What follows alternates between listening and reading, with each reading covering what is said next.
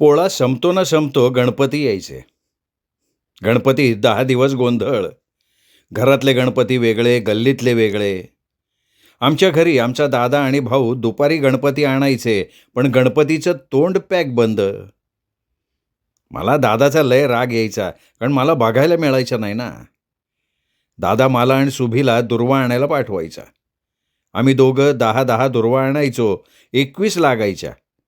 पण मी काय एक जास्त आणू, असं म्हणून एक कमी आणायचो. मग बापाचा एक एक फटका बसायचा. मग दोघं पळायचो. आईने मोदक केलेले असायचे. दरवाजासमोर देवळी होती. ती सजवलेली असायची. त्यामध्ये सजवलेली 2 बाजूला 2 बैलं, गणपतीला पाट, त्याच्यावर कापड, सर्व तयारीनिशी गणपतीची प्राणप्रतिष्ठापना करायची. बाप आरती म्हणायला, आम्ही टाळ्या वाजवायला, लक्ष्या ताटवा वाळायला, शुभी घंटी वाजवायला. मुकी निस्ती एका जागेवर बसायची, बारकी आईच्या जवळ. आरती झाली का नारळ ठेवायचा. मोदकाचा नैवेद्य. गणपती लय आवडायचा. मूर्ती कुंभाराकडनं घासाघीस करून 12 आण्यात आणलेली. 2 पैशात कुंची, जी गणपतीच्या डोक्यावर ठेवतात ती कापडाची. काही ठिकाणी रुमाल ठेवतात. 2 पैशात हार फुलं. छोटीच पण मस्त मूर्ती आणायचा आमचा बाप. आम्हाला कधी गणपती आणायला न्यायचा नाही, त्यामुळं आम्हाला बापाचा लय राग यायचा. भावाला मात्र न्यायचा. आम्ही दारात वाट बघत बसायचो. आत्ता येईन गणपती, मग येईन गणपती. कशाचा काय हो, वैतागून जायचो. मी आणि सुभी दोघांनाच लय घाई, कधी एकदा गणपती आणतात म्हणून. घरातला गणपती बसून झाला की गल्लीतला गणपती बघायला जायचो. गल्लीतला गणपती दारात म्हणजे रस्त्यावर बसवायचे. मी 5-7 वर्षाचा, तरी पण वर्गणीला मागं मागं जायचो. प्रत्येकीच्या घरी जायचं. वर्गणीसाठी घासाघीस चालायची. संध्याकाळी गल्लीतली पोरं गणपती आणायला जायची. गणपती आणायला भादुले चौकात, वणारेच्या दुकानात. दरवर्षी ठरलेलं तेच दुकान. गणपती आणायला गल्लीतली मोठी मुलं जायची. जाताना नटून थटून जायची. आमचा लक्ष्मण, रामा, धनु, शेजारचा ज्ञानू, न्हाव्याचा अशोक, तसंच अरुण मिस्त्री, अशोक पवार, घोटकरचा बाळू, पार्टाचा देवीदास, बामणाचा मंगेश, वैनीचा श्यामा, माईचा बंडू, इंगुलेचा शरद, औदुंबर गाटे, वाल्मिक कोळी, टांगेवाला बाजी, असे अनेक जण असायचे. गल्लीतला कोणाचा तरी टांगा न्यायचा. त्याला वर्गणी माप असायची. त्या टांग्याला चांगला साजवायचा. त्या टांग्यावर स्पीकर लावलेला असायचा. त्यात दादा कोंडकेची गाणी लावलेली असायची. अधूनमधून स्पीकरवरनं पुकारायची, गुर्जरवाडा तरुण मंडळाचा गणपतीचे आगमन होत आहे. आणि मग सगळ्या पोरांची नावं घ्यायची. आमच्या भाऊचं नाव घेतल्यावर लय बरं वाटायचं. वाजत गाजत गणपती आणायचे. आम्ही चिंचेखाली गणपतीची वाट बघत बसायचो. पोटात भूक लागली तरी तसंच बसायचं. येता करता अंधार पडायचा. गणपती आल्यावर त्याचं तोंड झाकलेलं असायचं. सगळी तयारी झाल्यावर गणपतीची पूजा चालायची. स्टेज तर लय मोठा असायचा. आदल्या दिवशीपासनं लगबग चालायची. स्टेज बांधल्यावर त्याला साजवायचं, पताका लावायच्या, तोरण लावायचं, मंडळाच्या नावाचा बोर्ड लावायचा, लाईटिंग करायची, रंगीबेरंगी चक्र लावायची, फुलांचे हार लावायचे. गणपतीच्या पाठीमागं आपोआप फिरणारी चकार असायची. लय मस्त वाटायचं. स्टेजसमोर मोठी रांगोळी काढायची. लय पोरे असायच्या रांगोळी काढायला. त्यांची धावपळ गडबड चाललेली असायची. आमची सुभाताईसुद्धा मधी लुडबुड करायची. अशा तऱ्हेनं वाजत गाजत नटून थटून सजून दजून गणपती बसवायचा. आता गणपतीच्या आरती पूजेची तयारी. औदुंबर घाटेच्या घरी पहिल्या दिवशीच्या प्रसादासाठी शिरा तयार केला जायचा. 111 मोदक करायचे. बामणाची गल्ली म्हणल्यावर बामणाला काय तोटा. एकाला हाक मारली तर 4 हजर फुकट पूजा सांगायची. औदुंबर घाटे आणि पाबावहिनी या जोडीला पूजेचा पहिल्या दिवशी मान. सर्व कार्यकर्ते सामानाची जमवजमव करायचे. बारीक सारीक सामानाला शेजारी बेबी मावशीचं दुकान असायचं. ठोकळ सामानाला विर्धेचं दुकान ठरलेलं. पूजेकरता जास्वंदीची फुलं, दुर्वा, केवड्याचं कणीस, हार, फुलं, गुळ खोबरं, अगरबत्ती, धूप, कापूर अशी तयारी चालायची. सगळीजण अष्टगंधाची नामाटी लावायचे. सगळी कापडं गुलालाने भरायची. मग बामण माईक हातात घेऊन पूजा चालू करायचा. मागेल तसं एक एक सामान घेऊन कार्यकर्ते तयार असायचे. पूजा झाल्यावर एका सुरात आरती चालायची. आरती झाल्यावर गणपती बाप्पा मोरया, मंगलमूर्ती मोरया असा जयघोष चालायचा. मग गणपतीला नैवेद्य दाखवायचे आणि प्रसाद वाटायचे. प्रसाद घ्यायला लय गर्दी. आम्ही तर 4-4 वेळा प्रसाद घ्यायचो. लय मस्त लागायचा. प्रसाद वाटायला आमचा लक्ष्मणसुद्धा असायचा. मग काय मज्जाच मज्जा. सारखं त्याच्याकडे जायचं. प्रसाद घेईपर्यंत भाऊ भाऊ करायचो. तो सुद्धा मोठ शिरा द्यायचा. पोटभर खायचो. भाऊ मंडळात असल्याचा अभिमान वाटायचा. जशी माझी मजा तशीच किश्या, राजा, पोप्या, तान्या, ईशा, बंड्या, बाळ्या यांची पण मजा असायची, कारण त्यांचे पण भाऊ असायचे. एवढं होता करता 9 वाजायचे. मग गाण्याच्या तालावर पोरं नाचायची. आम्ही बारकी पोरं कट्ट्यावर उभं राहून बघायचो. या सगळ्यात मग्न असताना पाठीत रपाटा बसायचा, कारण पाठीमागं लाल भडक डोळे करून बाप उभा दिसायचा. एका क्षणात अखंड ब्रह्मांड फिरायचं. काय करावं कळायचं नाही. लय रडू पोटायचं. आणखीन 2 धपाटे बसायचे. जीव खाऊन रडायचो आणि सर्वजण गोळा व्हायचे. औदुंबर घाटे सोडवायचा. आमचा बाप त्याला फक्त थोडा ऐकायचा. तात्पुरता तेवढ्यापुरता सोडायचा. मग घरी आल्यावर अजून मारायचा. माझ्या अगोदर सुभाला सुद्धा मार बसलेला असायचा. लक्ष्मणला फक्त खावळायचा, कारण त्याला मारणं परवडायचं नाही. रात्री घरी आल्यावर गणपतीची आरती करायची. मला आरती म्हणायला कुठली यायला, फक्त टाळ्या वाजवायच्या. मग मोदक मिळायचे. बाहेरच्या गणपतीपाशी जास्त खाल्लेलं असल्यामुळे घरी खाऊ वाटत नसे, पण बापाच्या समाधानाकरता थोडंफार खायचं आणि झोपून जायचं. रात्र कधी सरली समजायची नाही. सकाळी उठल्या उठल्या कशी तरी आंघोळ करायची, चहा भाकरी खायची. बाहेर पोरं वाटच बघत असायची. पळत त्यांच्यात जायचं, खेळत बसायचं. घरात कसली तरी गडबड चाललेली असायची. जात्यावर हरभरा भरडायचं, तांदूळ दाडायचं, काहीतरी चालायचं. मग अचानक कळायचं उद्या लक्ष्मी यायची, त्याची तयारी चालली आहे. खेळत असताना अचानक आई ओरडायची, भारते इकडं ये, 5 पैशाचा वावा आण. मग पळत जायचं वेरगे मामाच्या दुकानात. 4च पैशाचा वावा आणायचा. 1 पैशाच्या गोळ्या घ्यायच्या. घरच्याला काही कळायचं नाही, कारण आमच्या गल्लीत किराणा दुकानं 5. एक बेबी मावशीचं ते घराजवळ, दुसरं रंगा कोळ्याचं, तिसरं पुणेकराचं, चौथं पार्टाचं, 5वं विरदे मामाचं. आणखी एक दुकान होतं, ते म्हणजे खिस्तेचं. तर सगळ्यात चांगलं प्रसिद्ध दुकान विरदे मामाचं, कारण हे दुकान सगळ्यात स्वस्त. त्यामुळे 4 पावलं लांब गेलं की 2 पैसे वाचायचे. 2 पिठाच्या गिरण्या, एक हत्तीची आणि दुसरी वसंत लकडीची. त्यामुळे विरदे मामाच्या दुकानात जायचं, खायला पण मिळायचं. तर वावाण, जिराण, हळदाण अशी बारीक सारीक कामं आम्ही करायचो. घरात लक्ष्मीच्या आगमनाची तयारी चाललेली. पुरणाला डाळ, करंज्याला पीठ, बाकूर करायला रवा, साखर, खुडबुळी, थापट्या आणि चिवडा असे आयटम घरी बनवायचे. मला आईचं लय कौतुक वाटे, कारण रात्रंदिवस नुसती कष्ट करायची. सारखी कामात मग्न असायची. लक्ष्मी यायच्या आदल्या दिवशी तयारी चालायची. हे आण, ते स्वच्छ ठेव. मग दुसऱ्या दिवशी सकाळी आई लवकर उठायची. आमच्या आधी न्हायची. मग आम्हाला उठवायची. पटापटा आंघोळी घालायची. पोरींना न्हाऊ घालायची. अंगणात शेणपाण्याचा सडा टाकायची, सारवून घ्यायची, रांगोळ्या काढायची. दुपारच्या जेवणाचा स्वयंपाक करी आणि नंतर लक्ष्मीचं सगळं सामान काढायचं. आमच्या घरात एक पत्र्याची ट्रंक आणि एक लाकडाची मोठी पेटी होती. त्यात सगळं सामान असायचं. वर्षातून 2दा ते खोलायचं. एकदा गौरी गणपतीला आणि नंतर वेळ अमावास्येला, कारण त्यावेळेत रानात जेवायला जाताना याच पेटाऱ्यात सगळं भरून न्यायचं असायचं. अशा तऱ्हेनं पेटारा खोलायचा. त्यातली एक एक वस्तू आबदारपणानं आई काढायची. त्यात महत्त्वाच्या वस्तू म्हणजे 3. पहिली लक्ष्मी. लक्ष्मी म्हणजे 2 सुगडा असायचे, त्याच्यावर झाकणी असायच्या. त्याला पिवळ्या रंगानं रंगवलेलं असायचं. झाकणीला कान, नाक, तोंड काढलेलं असायचं आणि सुगडाला हात काढलेले असायचे. त्या सुगडावर पालथी झाकण लावली का लक्ष्मी तयार. तर अशी आमची साधीसुधी लक्ष्मी. दुसरं म्हणजे आमच्या घरात आज्याच्या काळातला गुलाबी रंगाचा एक पटका असायचा. त्याचा उपयोग छतासाठी करायचा. आमचं खाणाचं घर. उत्तरेकडे तोंड, पुढं 3 खण, मागं 2 खण, पुढं भलं मोठं अंगण, शेजारी वडिलोपार्जित मोकळी जागा. त्यात आजा आजी साधं घर बांधून राहिलेले. तर बाहेरच्या घरात दरवाजेच्या समोर पश्चिमेकडं तोंड करून छत बांधायचा, त्याकरता पाटक्याचा उपयोग. इतर दिवशी वर्षभर ट्रंकेत पडून असायचा.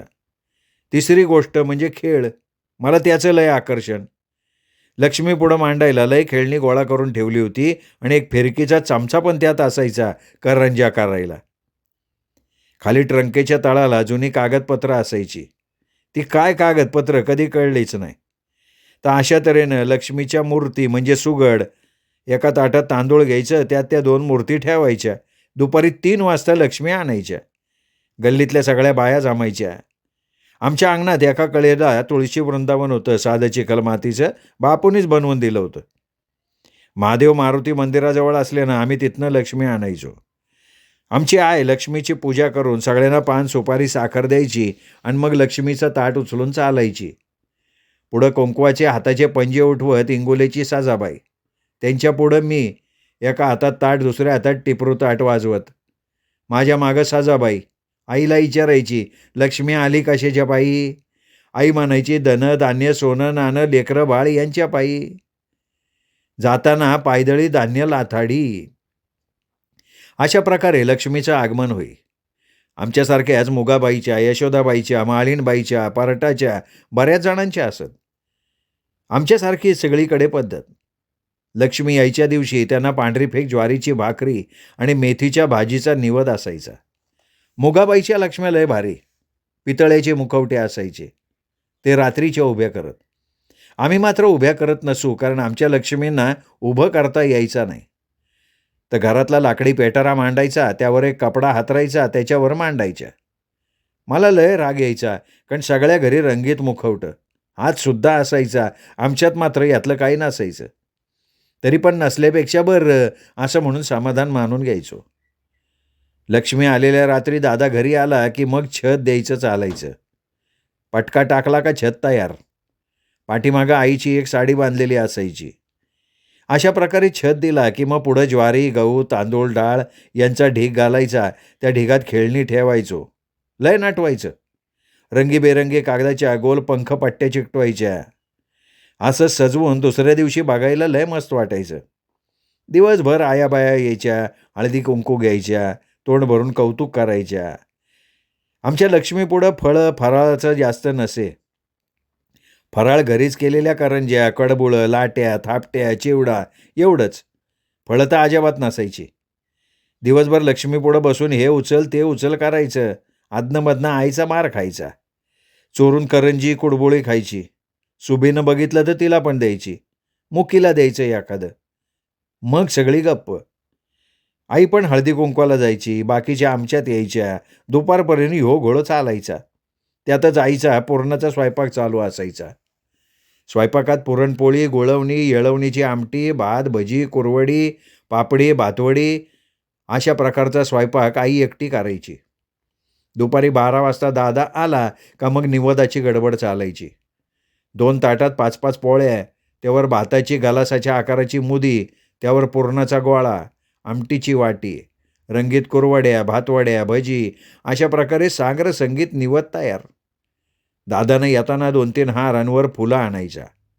लक्ष्मी गणपतीला हार फुलं घालायची. त्यांच्यापुढं निवदाचं ताट पण ठेवायचं. पाण्याचे तांबे ठेवायचे, उदबत्ती लावायची. सगळ्यांनी पूजा करायची, निवद दाखवायचा आणि मग जेवायला बसायचं. लय पोट भरून खचून खायचं. जेवण झाल्यावर दादा पान खायला द्यायचा. पान खायचं, लाल तोंड सगळ्यांना दाखवत हिंडायचं. आमच्या लहानपणी फक्त सणासुदीला दादाबरोबर जेवायला मिळायचं. मी, दादा आणि लक्ष्मण संग जेवायचो. आई गरम गरम पोळी द्यायची. गुळवणीबरोबर फुरक मारत खायचो. कटाची आमटी, भात, जोडीला कुरवडी, भातवडी, भजी असा फाईना बेत. आमची जेवणं झाली की मग आईचा राडा उरकायचा आणि सुबा आई मुकी संग जेवायची. आमच्या अनिताचं एक असायचं, तिला पोट भरलेलं कळत नसे, नुसतं खायची. नंतर यात बदल होत गेला, पण अशा तऱ्हेनं जेवणं व्हायची. आणखीन एक गोष्ट सांगायची राहिली. आजी आणि बापू हे सुद्धा आमच्याबरोबर जेवायला असत. प्रत्येक सणाला काही विशेष केलं की ती येत किंवा ताट करून येत. लक्ष्मीला ते आमच्याकडं हमखास असत. दुपारीनंतर म्हणजे 4-5 वाजल्यानंतर खरी मज्जा. हळदी कुंकवाचा कार्यक्रम चालू व्हायचा. शेजारी पाजारी यायचे. आई हळदी कुंकू लावायची. आम्ही पान सुपारी साखर द्यायचो. लक्ष्मी पुढं बाळ केलेलं असायचं. एका कळशीला सुनीचा फराक घालायची. त्या कळशीवर पितळेचा तांब्या ठेवायचा. त्या तांब्याला सुनीचं टकूचं बांधायचं आणि त्या बाळाचं तोंड लक्ष्मीकडं केलेलं असायचं. त्यामुळं असं वाटायचं की सुनी देवाकडं बघत बसली. ते बाळ बघायला गल्लीतली बरीच लहान मुलं यायची. आईसुद्धा सगळीकडे हळदी कुंकवाला जायची. कधी कधी मला संगट न्यायची. मग लय मज्जा. कारण कुठं केळी, बत्ताशे, पेढे, फुटाणे असलं काय बाय खायला मिळायचं. सगळीकडच्या लक्ष्मी बघायला मिळायच्या. हट्ट धरून आईच्या कडेवर बसायला मिळे, तेवढीच मजा. आई पण हौसेनं कडेवर घ्यायची, सगळीकडे फिरवायची.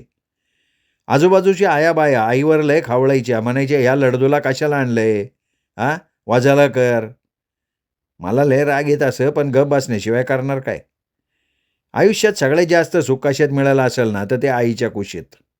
आई माझ्यावर लय प्रेम करायची, लाड करायची. मला तर लय आवडायची. आईचा मला लय अभिमान वाटायचा. कडेवर घ्यायची तर कधी मांडीवर आडवं घ्यायची, थापटायची, झोपवायची. सारखं नाही, पण कधी कधी. कारण एवढ्या सगळ्यात कधीतरी माझा नंबर येईना.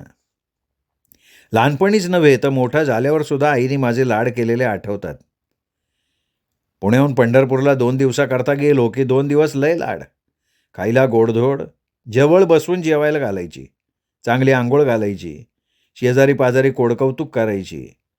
मी एवढा लग्नाला आलेलो पण मला जवळ घ्यायची, मायेनं पाठीवरनं हात फिरवायची, उशाला मांडी द्यायची.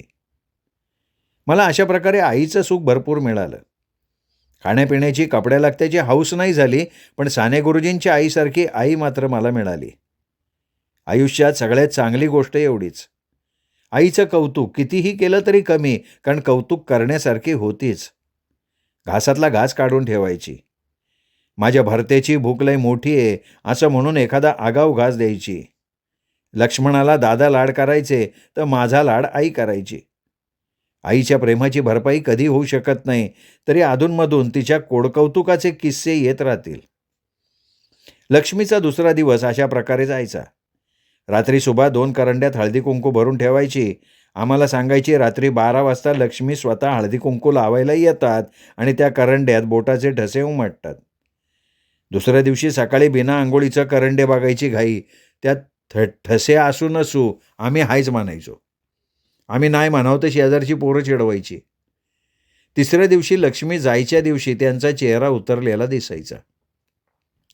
9 वाजता त्यांना साखर भाताचा नैवेद्य दाखवायचा. येणाऱ्या सगळ्यांना साखर भात प्रसाद म्हणून वाटायचा आणि संध्याकाळी 4 नंतर लक्ष्मी उतरवायच्या. अशा प्रकारे 3 दिवस गाज्या वाज्या चालायचा. मग एकदम गप्प व्हायचा. घर सुनं सुनं वाटायचं. करमतच नसायचं. मग आठवण यायची ती गणपती बघायला जायची. कारण लक्ष्मी गेलेल्या दिवसापासून सार्वजनिक गणपती सजवायला लागायचे. हलते देखावे, लाईटिंग, गाणी. रात्रभर नुसता दणका चालायचा. रात्र पुरायची नाही, चालून चालून कंटाळा यायचा. गौरी विसर्जन झाल्यावर आठवण यायची ती गणपती पुढचे देखावे पाहायची. पंढरपुरात सार्वजनिक मंडळं अनेक. प्रत्येक चौक, काळी, पेठ, गल्ली, रस्ता, स्टँड असा प्रत्येक मंडळाचा गणपती. प्रत्येकजण आपापल्या पद्धतीने आवडीने साजवायचा. कोणी म्युझिक लाईट, कोणी जिवंत देखावे, कोणी कारंजी असे अनेक प्रकार असायचे. किती आठवणी सांगायच्या. हलते जिवंत देखावे बघायला लय बरं वाटायचं. त्यात भूताचा मेळा, दुर्गा माता, महिषासुरमर्दिनी, वेताळाची पालखी, सती अनुसया, गांधीजींची 3 माकडं, भारताचा स्वातंत्र्य दिन असे अनेक देखावे असायचे. काही ठिकाणी लाईट आणि म्युझिकवर नाचणारी कारंजी असायची. संगीतावर लाईट बघायला फार मजा यायची, पण चालायला लय लागत होतं. गल्लीतल्या अनेक बायकांचा घोळका असायचा. त्यात आमच्या घरातलं कळतं माणूस म्हणजे आई आणि आम्ही 5 भावंड, त्यात सुनीता आणि ती आईजवळ. बाकीचं कोणी पण कोणा संग पण चालत असे. त्यात माझं तुझं नसायचं. जो कोणी मोकळा असेल त्याच्या हाताला धरून चालत राहायचं. रात्री 9च्या दरम्यान दादा जेवण करून झोपला म्हणजे जायला मोकळं. यायला रात्री 12-1 वाजायचे.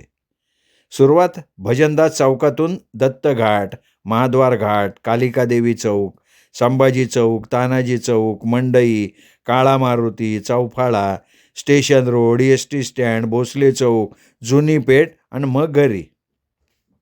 अहो असे पाय दुखायचे सांगता सोय नाही. तर रोजच्या रोज नवीन नवीन डेकोरेशन असायची, त्यामुळे बघायला लय मजा यायची. तर गौरी 3ऱ्या दिवशी यायच्या, 5व्या दिवशी जायच्या, 6व्या दिवसापासून 9व्या दिवसापर्यंत रोज डेकोरेशन बघायला जायचं. कधी कधी गाण्याचा कार्यक्रम असे किंवा नाटक असे कार्यक्रम पण असायचे. त्या काळात पंढरपुरात रुद्रमणी मिठारीचा कार्यक्रम लय चालायचा. त्यात वसंत लकडे आणि दत्ता इंगोले अशी जोडी असे, ती लय हसवायची. त्यांचा कार्यक्रम गावात कुठं का असेना आम्ही सगळेजण जायचो. फुकटात मज्जा हो, लय गर्दी, पण त्यातली मजा काय यावर. रात्री 1 ते 2 वाजायचे कार्यक्रम सुटायला. कधी एकदा पडद्यावर सिनेमा असायचा. त्यात पाहिलेले आठवणीतले काही म्हणजे जया भादुरीचा गायावर गौरी, सूर्यकांतांचा ज्योतिबाचा नवस, रंजनाचा झुंज, जय संतोषीमा अशा प्रकारचे सिनेमा असत. लय गर्दी असायची. कोण दगड मारायचा, कोणी माते टाकायचं. खाली बसून सिनेमा बघायचं म्हणल्यावर हे सगळं चालायचंच. अशा प्रकारे गणपतीचे 9 दिवस कधी गेले कळत नव्हते. आता गणपती विसर्जन. ज्या दिवशी गणपती विसर्जन त्या दिवशी सकाळची शाळा. शाळा 11 वाजता सुटायची. आमची शाळा लांब, त्यामुळे घरी यायला 12 वाजायचे. शाळा सकाळी का, तर दुपारनंतर गणपती विसर्जनाची धामधूम सुरू. त्यामुळं मुलांची जबाबदारी कोण घ्यायचं, म्हणून 11 वाजता शाळा सोडून द्यायची. आमचं आपलं ठरलेलं. दुपारी घरी आलं की जेवायचं, थोडं इकडं तिकडं केलं का 3 वाजायचे. मग घरचा गणपती विसर्जन, शेजारी पाजारी 10-5 गणपती सगळे संगट नेऊन जायचं.